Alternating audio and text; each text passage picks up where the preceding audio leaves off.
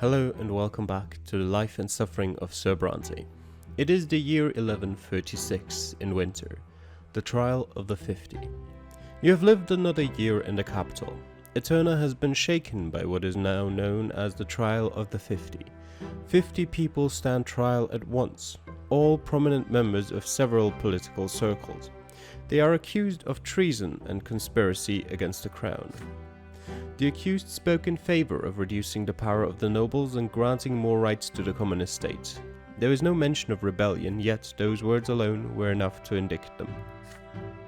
Every session of the trial is open to the public.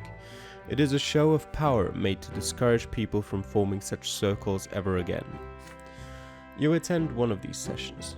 The 50 face their verdict: forced labor in the mines of Magra and Illyria for regular members, and true death for their leaders. 6 men and 1 woman. Their public execution takes place in the central square of Eterna.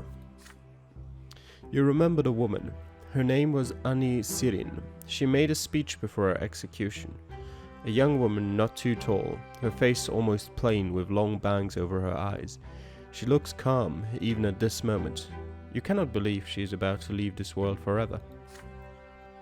Sirin takes a look around before she speaks. Her voice is quiet, but you are close enough to hear every single word.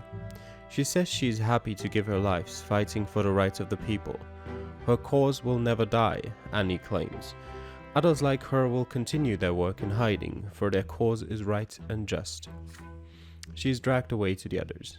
They put a sack over her head and tighten a noose around her neck. A hand yanks on the lever and the 7 dangle in the air. Their feet tremble at first, then grow still. There are gasps and cries of discontent in the crowd. Okay, the old nobility making a comeback.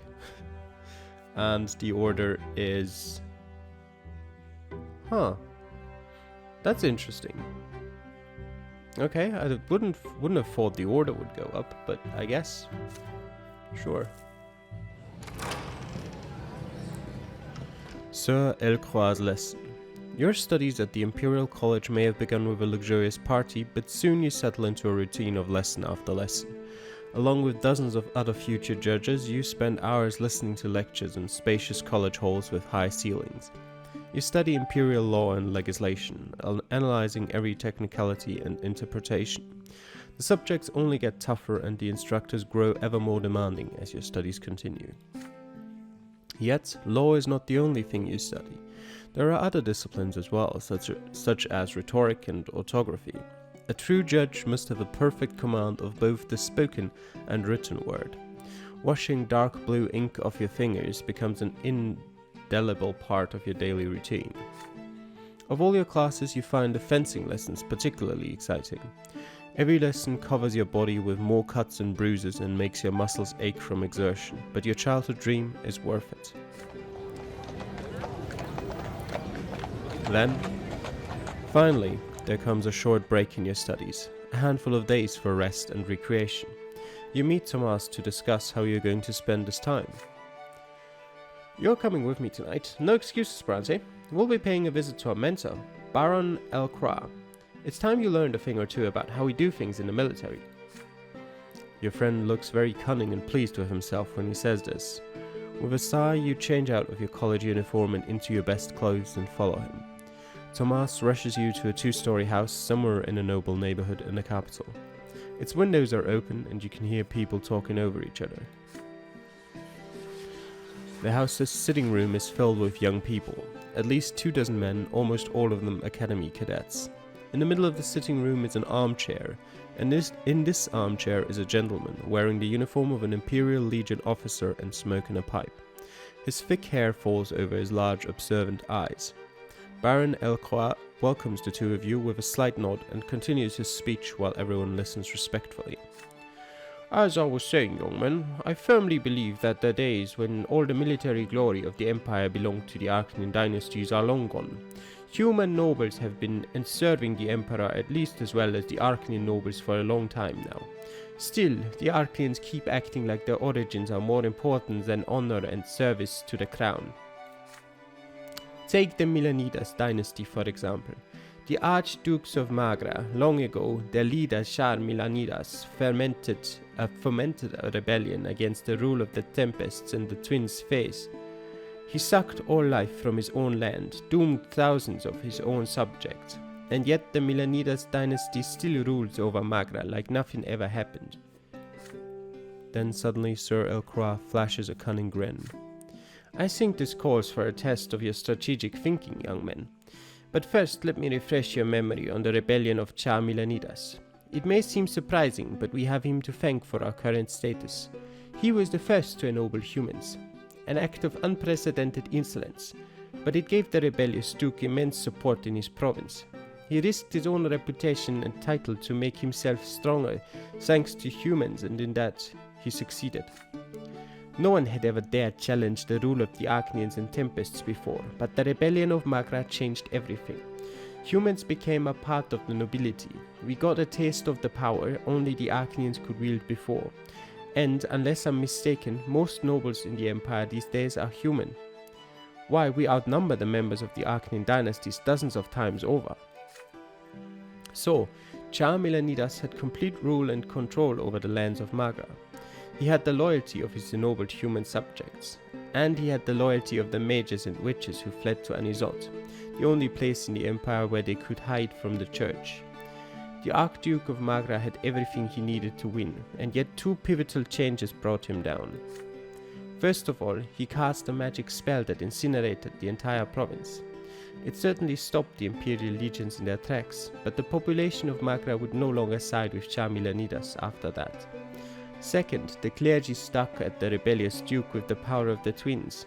His magic was gone and his main advantage was no more.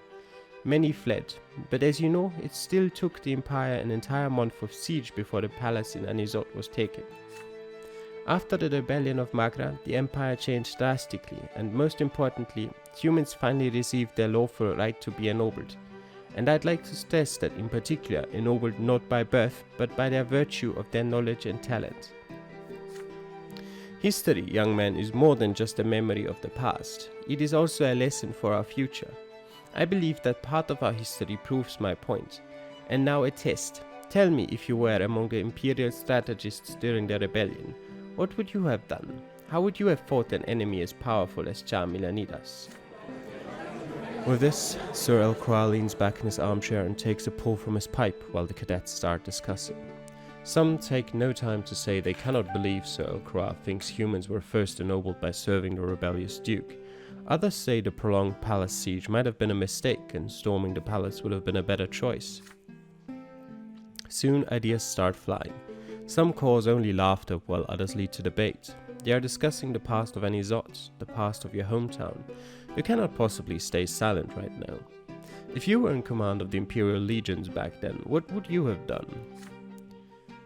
Based on what you know about the rebellion of Magra, you see three potential strategies.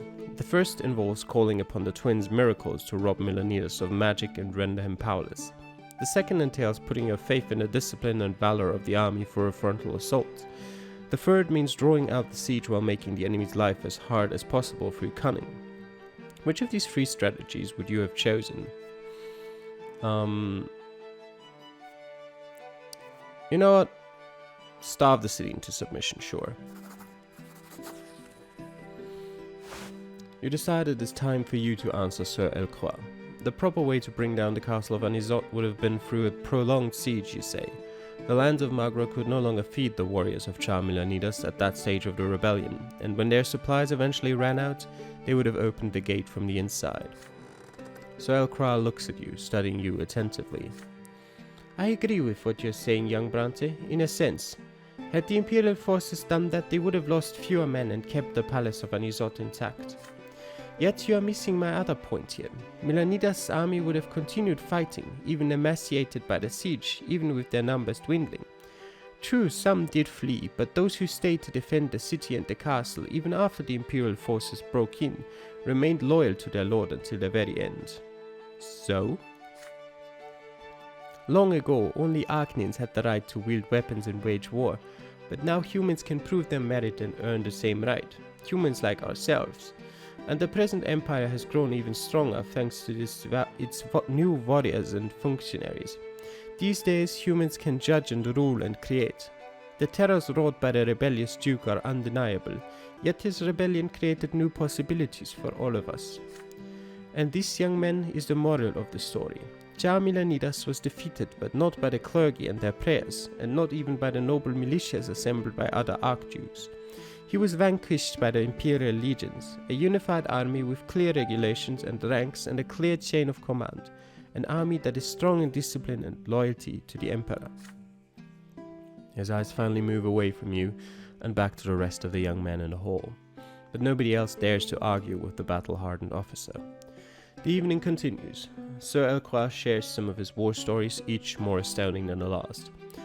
For the rest of the night you are out of the Baron's center of attention, and so you join Thomas and the other cadets in sipping wine and enjoying his tales. You return to the college long after midnight. You often recall Baron Elcroix's story about the rebellion of Char Milanitas after that. The rebellious duke lost the war, and yet he brought about drastic changes for humans and the entire empire. Okay, we increased our valor, that's always good, but most importantly, we increased scheming. Alright.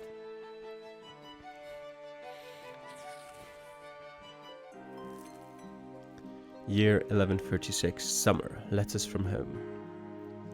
There are days when you receive letters from home. Father's writing is very reserved. He mostly discusses events and work in Magra and writes very little about the family. It makes me proud that I've managed to teach Stefan how to handle our affairs at home. Your older brother behaves impeccably at the society balls and receptions that we host. He has already made several crucial acquaintances. But Gloria has a different opinion of Stefan. She thinks your older brother is taken more and more after grandfather. Stefan is a lot like grandfather. It's in his manners, his posture, his voice. He even dresses just like him. He used to be aloof around me and we barely talked in the past, but now he always blames me and tears me apart. I can't take it anymore. He walks all over me all the time and treats me like a housemaid. Mother writes to you. From her letters you learn that Nathan just barely managed to graduate from school. It makes me sad to admit that Nathan has none of the talents you have. The other day he told me he won't even try to study in the capital. He says he won't be able to pass the exams. I find solace only in the nights Nathan and I spend together reading the scriptures and our walks to the church by the silver tree. He accompanies me every time. Your sister and younger brother write about Mother too, and they say the same thing about her health. She now spends more time locked away in her chambers to brood. Gloria does her best to accompany Mother when she leaves home, and Nathan's letters mention her steps echoing in the halls in the middle of the night.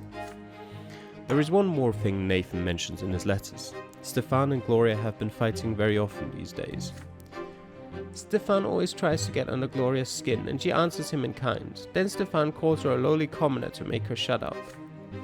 You always tremble in excitement each time you see a new letter with the seal of your home province. Your fate is still bound tightly to your families, no matter the distance between you. Okay. Our relations with everyone go down because we're apart from them. Okay. The first case. You will become a judge one day, so you are sent to the prefecture of Eterna to be mentored by a more experienced colleague. Your mentor is a judge of considerable age, a noble of the Mantle with a proud bearing about him.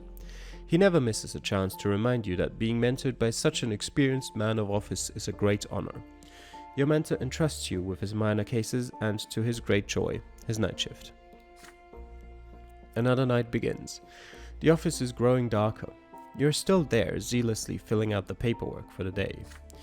A petty theft, a verbal assault against a noble of the sword by a commoner, a fine for the parents of children who covered an imperial institution with obscene drawings. Petty cases, all of them. But they are real cases a judge has to face, and so you sit there, carefully comparing complaints, statements, and witness testimony. Then the door of your office swings open. A gendarme drags in a provocatively dressed girl. Her golden hair is undone and her makeup is a fiery red. Girls like her sell their bodies in houses of ill repute. The next to enter the office is a stout priest, his face adorned by a nose of a remarkable shape and a huge wart on his cheek. You do your best to avoid staring at it. The gendarme gives his report. The girl was arrested with a certain gentleman in the park by the Temple of the Twins. They were commuting acts of carnality, an affront to the faith. The huffing and puffing priest interrupts him and starts yelling. He saw her doing magic, he did. The gentleman was enthralled by the girl and he was glowing like a lamppost. You gesture for the priest to stay quiet and ask if the gendarme can prove this. The gendarme only shrugs. He didn't see anyone glowing. He arrested the girl for her sacrilegious conduct alone. The man in her company was a noble, so the gendarme couldn't bring himself to arrest him. He does, however, remember his name. The priest is huffing and puffing even louder now. It was magic, he screams. You must refer this case to the Inquisition. This witch was loose on the streets of the Empire's illustrious capital, seducing good men with her vile charms. The girl stays quiet all the while. Her eyes are emerald green, twinkling with gold as she looks at you. When she does speak, her voice is soft, like smooth velvet. My name is Alice, Your Honor. All I did was obey the noble gentleman's wish. He wanted my affection, right by the temple, and I dared not oppose him. I did not defy my lot, did I? The wench looks up and meets your gaze as she says these words. Her eyes reflect the candlelight in the dusk, sending sparks of gold dancing across the walls. The gendarme stands awkwardly by the door, sighing. The priest goes off on another rant. You tell him to be quiet. The day is not over yet. You must decide how to resolve this unusual case on your own. The law says a judge must investigate all circumstances related to a case. You know the name of the nobleman who was seen with this girl in the throes of passion. The gendarme was afraid to question him, but you are a future nobleman yourself, a young judge. Surely you can find a way to resolve this matter with discretion and get the information you need from the nobleman. But perhaps this suspicious lady of evening, Alice, is at the heart of the matter. You have no doubt she will reveal her true colors if you question her. If the priest was right about her using magic, the girl's fate is sealed. Your Honor. You look up from your desk and into the eyes of the beautiful Alice, and you suddenly feel as though a divine light is shining upon you. This emotion flows like a river. It lifts you up. This is more than beauty, more than passion. This is much, much more. Will you resist this call, or will you heed it? Okay, we're not releasing her.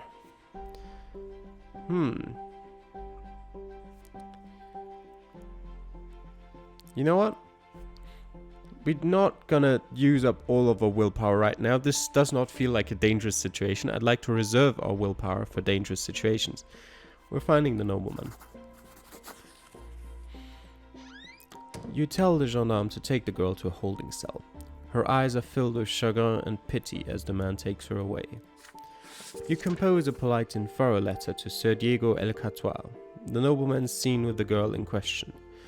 You delicately hint that his reputation will be safe and promise full confidentiality. When you come to the office next morning, you see a nervous young nobleman waiting at the door. You must be Judge Brante, he says. You meet Sir El Catois with a dignified greeting and start questioning him on the case of Alice the harlot. Is it true that the two of them ended up in the Temple Park because this was Sir El Catois' wish? He says he barely remembers last night. He was quite inebriated and determined to have a good time. He spotted Alice by accident. She was standing under a lamppost by the temple. As for the Temple Park, he does not quite remember why they ended up there. You take his statement in accordance with established procedure. Next question. Would Sir El Catois say his mind was clouded by the young woman? The nobleman turns red. He asks quietly, Haven't you seen the lass yourself, Sir Brante? How could anyone ignore her? Still, you ask, was there anything suspicious about her? He speaks slowly. Yes, it was as though she could see his every desire, and he was happy beyond measure in her embrace. It felt like the gods themselves were smiling at him, Sir El Catois, and yet perhaps it was merely the wine and her beauty, and nothing else. You thank the young nobleman for his honesty and promise to keep his statement a carefully guarded secret. You sentence the harlot to 2 days in a pillory for defiling a place of worship with her depravity. You find no reason to refer Alice to the Inquisition, however. You write case closed on Alice's file and put it in the archives. Yep, that's a satisfying outcome. No evidence of her using magic. The young nobleman was just drunk and couldn't help himself. Maybe she did seduce him, probably she did, but there was no evidence of magic, so, well, 2 days is good enough. And increasing diplomacy is always helpful. Alice's rescue. Okay. Her death is prevented. You saved the enigmatic singer known as the Golden Voice from an untimely death. I feel like that's slightly spoilery because I haven't heard about any of this, but sure. We saved her death for now. That sort of makes me think that she is a witch though. Year 1137. It was a short year. We can do one more in this episode.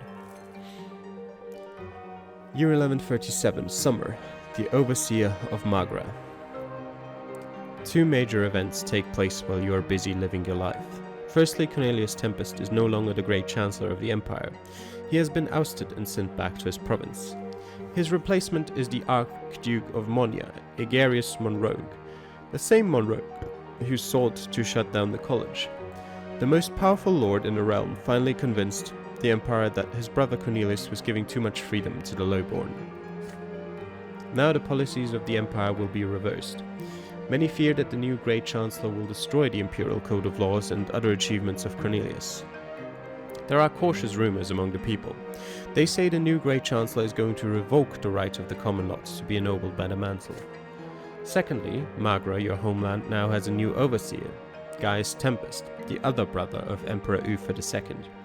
Usually the overseer of a province is its archduke, after all.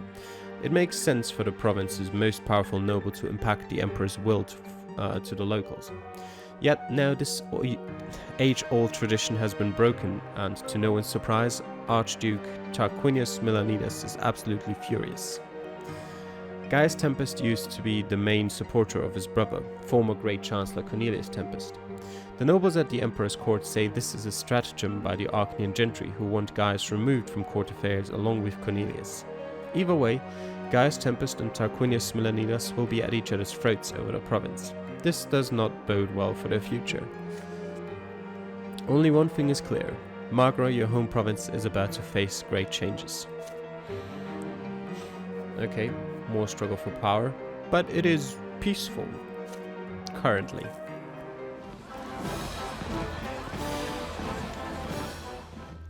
A great feast for all. The capital is preparing for a great celebration. The coming of age of Jarian Tempest, heir to the throne. The streets are being cleaned, the lowborn merchants are gone from the squares, and flags and flower garlands have appeared on the buildings. By the Emperor's decree, everyone will celebrate for the next 3 days. Eterna is abuzz. A festive procession starts on the streets. Students from the college and cadets from the military academy will be there to show their gratitude to the Emperor's family for entrusting them with the power they wield. Ribbons and flags flutter in the wind. The streets are scrubbed clean and the scent of flowers fills the air.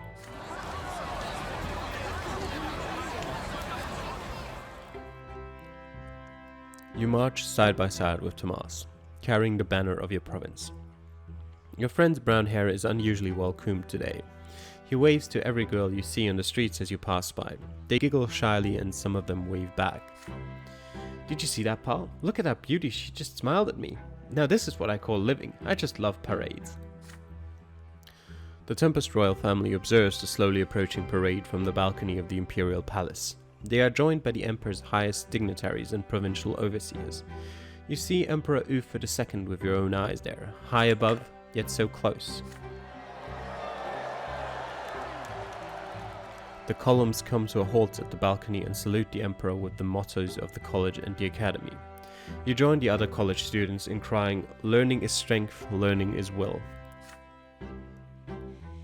The emperor raises his hand in a gesture of benevolent greeting. His voice echoes across the square. "I accept your gratitude, my loyal subjects. Take pride as you wield your knowledge and valor in service of the empire. All who are worthy will be ennobled by the mantle by my grace." The future nobles around you cheer the emperor's words, but their jubilation gives way to murmurs of discontent when Archduke Monrogue, the new Great Chancellor of the Empire, steps onto the balcony. Everyone here remembers all too well how the Archduke attempted to shut down the college by force. Still, the Archduke is the de facto leader of the Arcanian gentry. He is a force to be reckoned with, even for the Emperor, and so he is the great Chancellor now. Hail your Emperor, common folk. Be forever obedient and grateful for the good graces you do not deserve by birth. The Archduke does not even bother to hide his contempt for the gathering below. Booed by the crowd, he rejoins the dignitaries in the back row. You notice one of them, a slender, elegant figure under an emerald banner with a black snake. She is Octavia Milanitas, daughter to the Archduke of Margrave. Now that's new. You noticed Octavia too, eh? Our Archduke Milanitas sent his daughter in his stead. That's a sign of disrespect for the Emperor if I've ever seen one. Is he so enraged because he's no longer the overseer of Margrave? I mean, you can imagine his surprise. That's never happened before. But then everyone grows silent. A young, slender Arcanian with a shy smile comes forth. There are whispers in the crowd. That's Prince Jarian, heir to the throne, ward of Cornelius, promise and hope of the common estate. To the left of Jarian is his younger brother Flavius. He is baffled at the sight of the parade below, too young to process what he's seeing. May the twins be kind to you, my future subjects. I promise to repay you in kind and help you prosper in your loyal service to the Empire. Exalted by these words, the future nobles roar as one. All hail Prince Jarian. Another figure steps into view next to the heir. He is an Arcanian, elegantly dressed, and his mantle bears the Tempest colors. He raises his arms about to make a speech. Hey look, that's Gaius Tempest, the Emperor's brother, and the new overseer of Margrave, by the by. It seems the Arcanian elders want him as far from the throne as possible, just like his other brother Cornelius. Those two have been promising too many freedoms to commoners like you and me. Long live Prince Jarian. Students of the college, cadets of the academy, time and again you have proven yourselves to the Empire by word and deed. Today is a day of great celebration, and in honor of Prince Jarian, you must ask the Emperor to guarantee forever the right of distinguished common folk to be ennobled by the Mantle. So ask now. The cadets and students freeze in hesitation. They exchange glances, unsure whether to follow the words of the Emperor's own brother. On the balcony high above, Prince Jarian also remains still, awaiting a reaction from the crowd. Archduke Monroe briskly steps into view once more. He takes several seconds to observe the crowd before he speaks. Imperial subjects, what the Emperor's brother wishes to say is that you must always remember that you owe your status to the Tempest dynasty. The Emperor accepts your gratitude and sends you off with his blessing. You may leave now. But the columns stay where they are. That's not what Gaius Tempest said. Let the Emperor hear us. The law. We ask for the law. Commotion and murmurs spread over the crowd as some of the future nobles refuse to follow the Archduke's order. There are shouts heard here and there. The law! We ask for the law! The academy officers and teachers of the college urge them to fall in line and resume the parade, but tension is rising. The crowd slowly grows enraged and unruly. You have to decide where you stand here. This would need more valor, this would need more diplomacy. Well, we're biding our time. I would have probably chosen... I'd be hesitant. Oh yeah, sure. We bide our time. Not like we have another option. You decide to wait while others demand a new law and still others try to restore order. Nobody knows how this will end. In the meantime, you conserve your energy and watch the events unfold. The chant grows louder with every second. The law! The law! Academy officers are trying to shout the vocal cadets and students into submission and order you back into the procession, but they are barely heard above your chant. Still, some submit and form back into columns. But the impassioned chant continues, and you find yourself in the very heart of the chanting crowd. Tomas walks right past you, waving his arms wildly, calling for you to join the chant. The law! The law!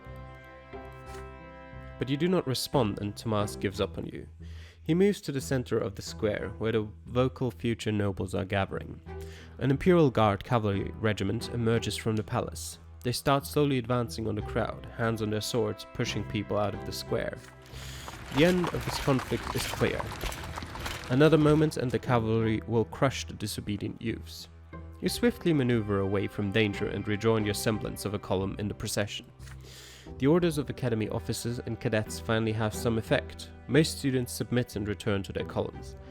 The commotion in the square is quelled and the cavalry withdraws. Emperor Ufa II appears on the balcony again. Archduke Monrogue, the Emperor's Great Chancellor, stands by his side. The square falls silent at the sight of the sovereign. My subjects, I can see how overjoyed you are for Prince Jarian, but your show of reverence and gratitude is clear enough. Now follow the Great Chancellor's orders and obey my will. Continue the parade and sing the praises of the Tempest, dynasty that has given you so much. The square obediently lines up into columns once again. The bout of defiance is in the past now, and they resume the festive parade through the city streets. You march along with your column. You steered clear of the commotion and all the useless rebellion, and now everything is back as it should be. Glory to Emperor Ufa, glory to Prince Jarian. Okay, yep, that's fine. Our willpower has gone up a lot, that's very good.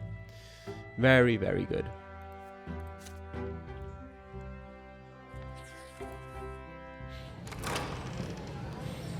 The Way of the Sword. Your studies at the college come easily to you. Only now do you realize the importance of all the lessons you had to endure as a child at father's expense. Month after month you study the judge's trade down to the smallest details, growing more confident in your new calling with every lecture.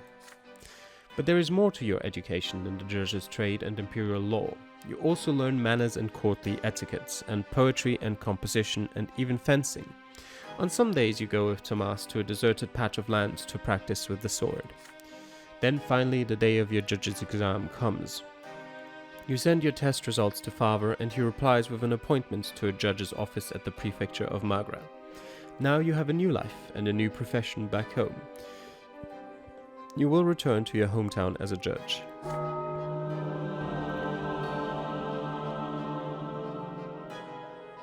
It is early morning at the great temple of the twins.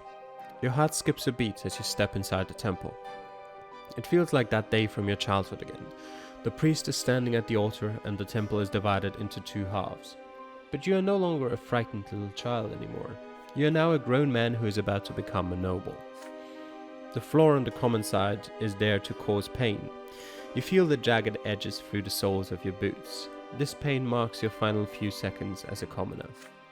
The priest stands before you. You kneel again, but now there is warm, smooth marble under your knees. You hear the words spoken above your head. From this day forth your lot is strength and will.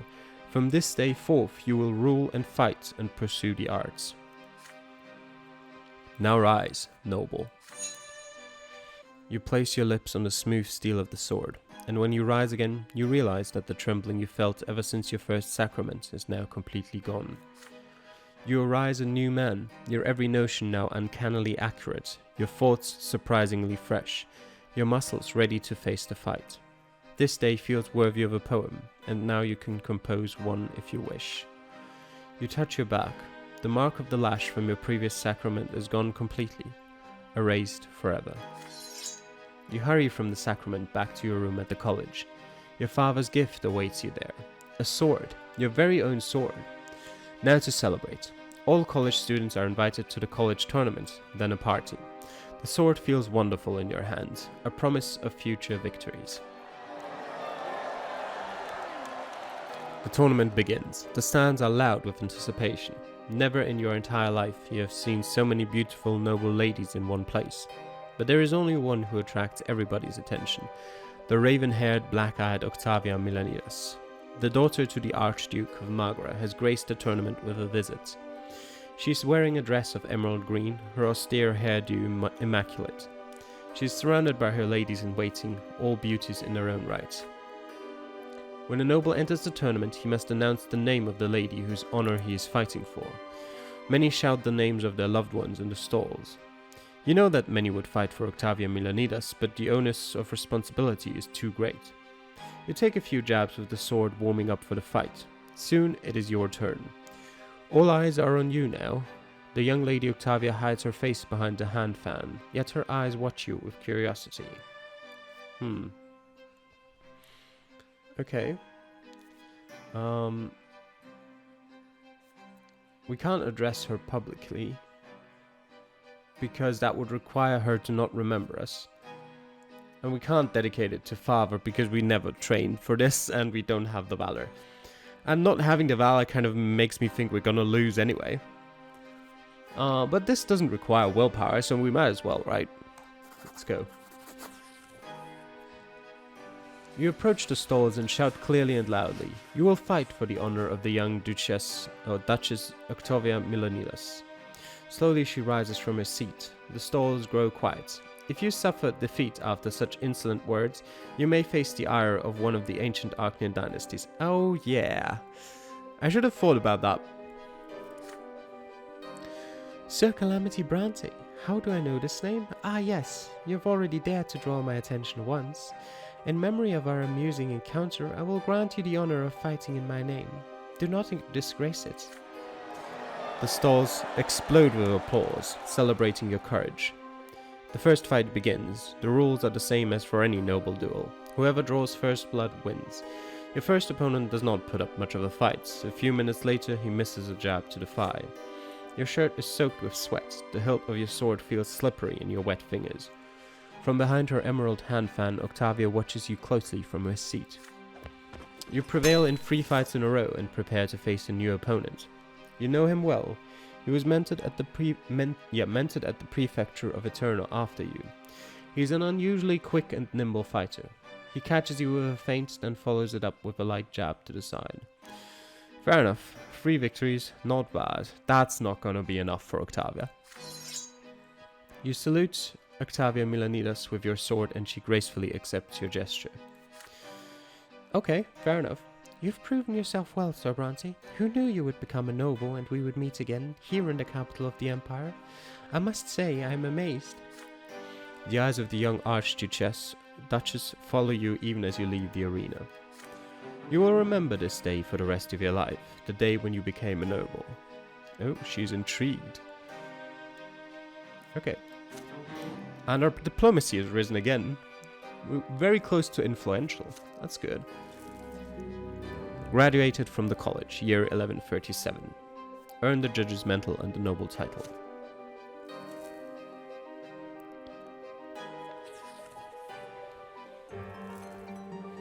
Year 1137, winter. Diamond stands trial. Just before you leave the capital, you overhear something unusual on the street. Junius Diamond, Patriarch of Astinia and one of the leaders of the new faith, will stand trial before a church tribunal.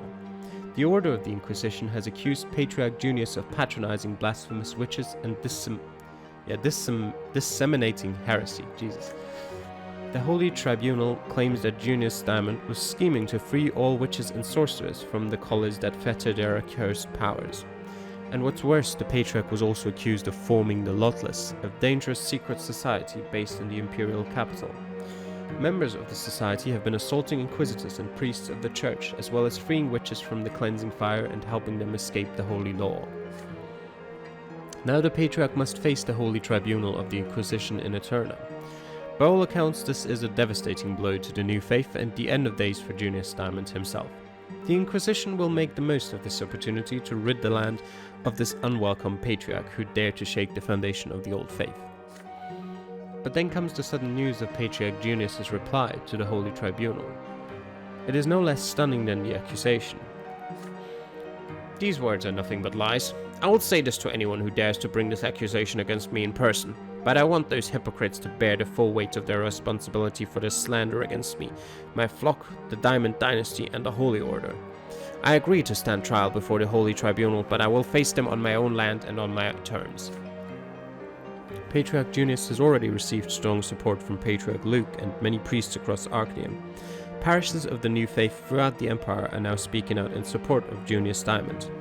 The Church of the Twin Gods is about to be rent in twain. The Inquisition has no choice but to revoke the trial in order to avert the coming schism. Their new official stance is that Patriarch Junius has been wrongfully accused and the Holy Tribunal will now apply more cautious judgment during any further trials against the followers of the new faith. Following the teachings of Patriarch Fotis is no longer seen as heresy by the Inquisition.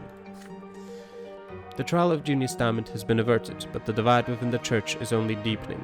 The new faith has directly challenged the old faith. The result is uncertain depending on who you ask. Some say Junius Diamond all but pled guilty. Others believe the Patriarch and the alleged rebellion against the Church as well as the Inquisition is nothing but a ruse. There are also people who think the entire situation sounds like one of the secret chancellery's dirty deeds. One way or another, the Patriarch of Justinia and co-leader of the New Faith remains at his post. But for how long? And how will the old faith and the new faith clash next? Ooh. Okay. We're closing in on... Oh no, never mind. We're not closing in on the new faith at all.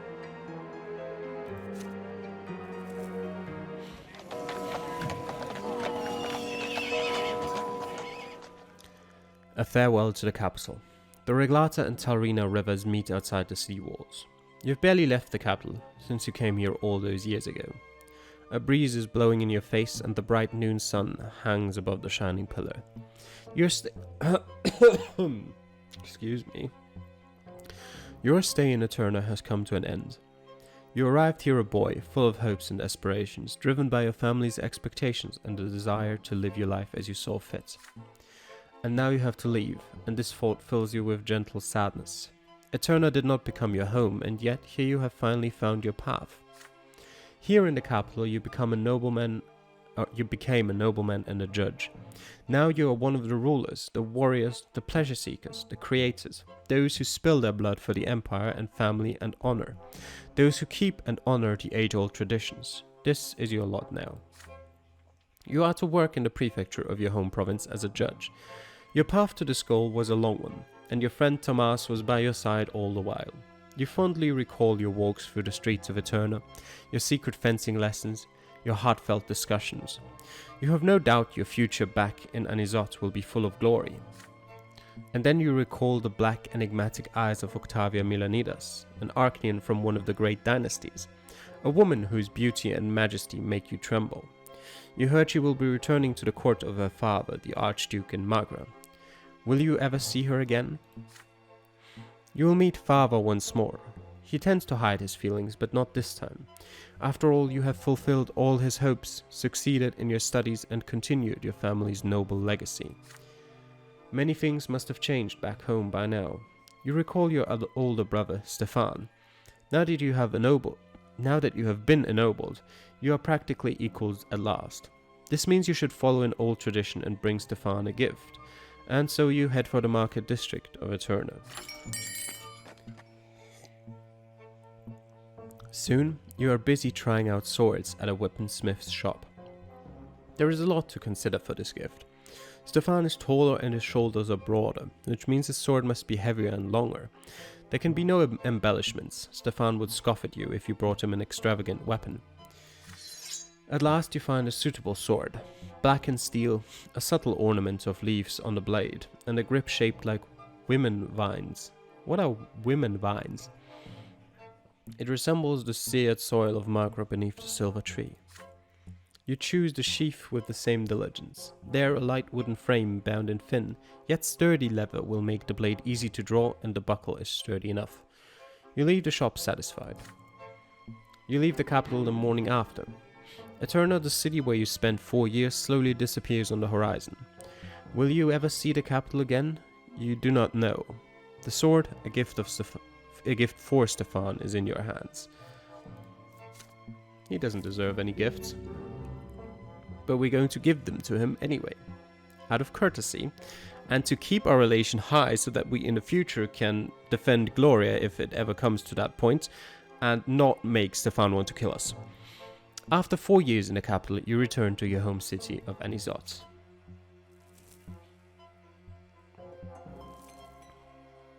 The end of youth. The years of your youth have come to an end. The time has come to leave the capital behind and return to your family and new business in your hometown of Anizot. The years away from home were full of tumult and hardship. Your adult shoulders now bear the burden of your first life-changing decisions. Did you have the freedom to choose this lot for yourself, or was it your destiny all along, ever since your childhood years? All you can do now is follow the path that lies before you. And that is where we're going to end this episode of The Life and Suffering of Sir Brante. Thank you for watching, and I'll see you guys next time. Bye.